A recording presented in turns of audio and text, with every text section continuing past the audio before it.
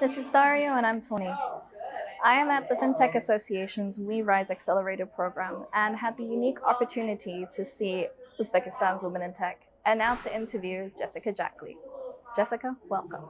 And listening to your speech, I loved hearing your journey going from someone super creative and philanthropic to turning that passion into a business. Yes.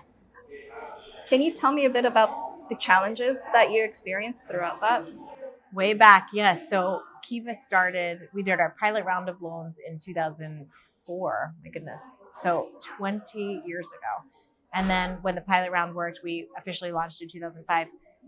I did not know what I was getting into. And thank goodness I had the power and the advantage of a little bit of naivete, not knowing how hard the entrepreneurial journey is always. Do you think that's like a benefit for most entrepreneurs, is coming in with that naivety? It's funny. I think a lot of people go into entrepreneurship.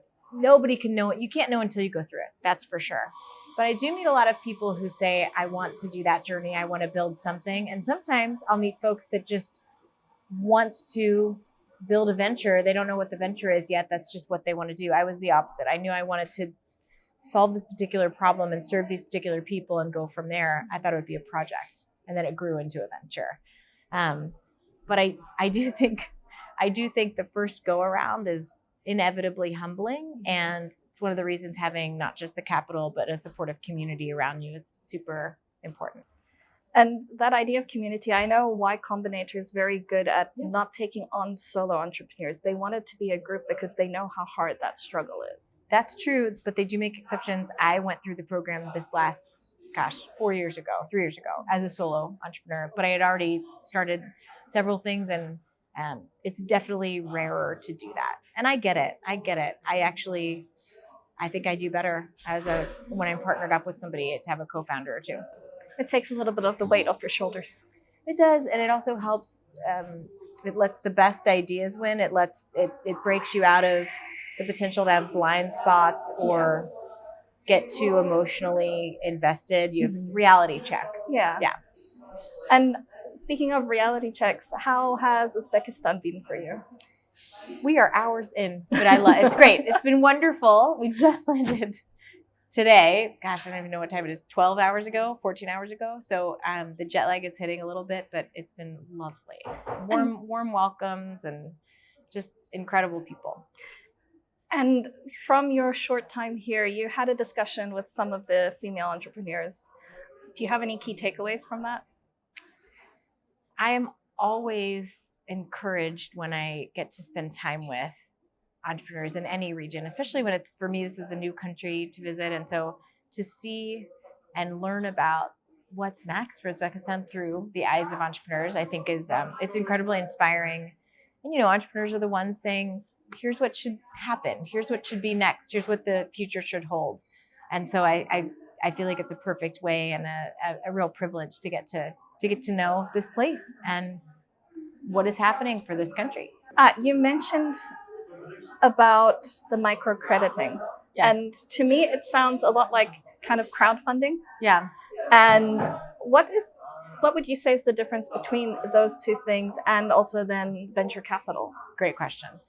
So microfinance, if we look at that as sort of this umbrella term, we're talking about financial services and products. Basically, think about everything that you might access at your bank, and then imagine that being offered and tailored to the needs of somebody who perhaps has far fewer financial resources and opportunities.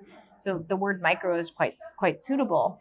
A micro loan is just one such thing we might access at a traditional bank, but it is tailored when it's at that size to the needs of somebody who's just starting out with a very, very tiny enterprise. Yeah. So that's microfinance and microcredit in particular. Crowdfunding, Kiva was an attempt and a successful attempt to kind of pair those two together, among other things. Crowdfunding and microfinance, it was so early in the game, we weren't even using that language of crowdfunding. Yeah. We had to explain it in a long form, but nobody was using that word yet. There was no GoFundMe. Well, there's no crowdfunding. We would say, okay, it's this idea where a lot of people put in a little bit of money. We think it'll work. Yeah. So that's a whole different thing. And then you asked about venture as well. I mean, venture capital is its own unique track. Mm-hmm. And I think sometimes people can over glorify it or just assume it's the best way for a startup to access capital, but it comes with it a set of very specific and a very high expectations, not just about scale, but about the speed at which you grow. Yeah.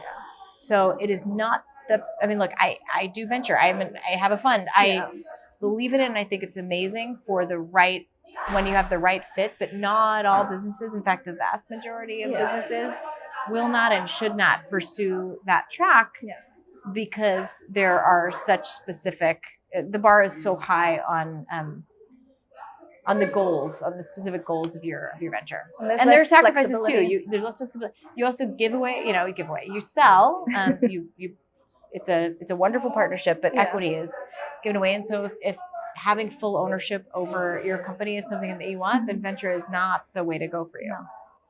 And you also mentioned, and so did the microcredit bank here, that women are the best at repaying these loans. What makes them less of a liability than men? It is so tricky, especially in today's world, I feel like, to make generalizations. So with all the caveats, yes, data shows us that women repay at higher rates than men traditionally. And there are ways that women interact with and see the world that lend themselves, no pun intended, to, I didn't know that was going to happen, to prioritizing not just themselves and their own needs, but the needs of, say, a family and a broader community. And because of that, it makes sense, right? Like if a person is more naturally drawn to and aware of the bigger picture and the needs of the group versus the individual, they will serve that in more in ways that are more intuitive. So I think when loans, for example, are repaid at higher rates or returns are higher, it's because women are naturally more invested in the good of the group, the good of the whole, versus just what's in it for me in the short term. And on that note, the fact that only 2% of VC funding goes to women, it's a crime. It's terrible. What is that about? It's about the world being set up and having been ruled for so long by men and set up for men. Yeah. People in positions of power end up funding other folks that look like them. Men fund people that they understand and see the value in a more obvious way in. They fund people that look or think and act or talk like them. And so it's not some, we all do this, right? Yeah. But because venture has been male dominated. Yeah, it's just what has happened. It's no excuse, and the statistic is abhorrent, and it should shift, it should change, and I believe that I know that it will. It's just a matter of how quickly can we get there. Yeah. Do you think there's a way to speed it up?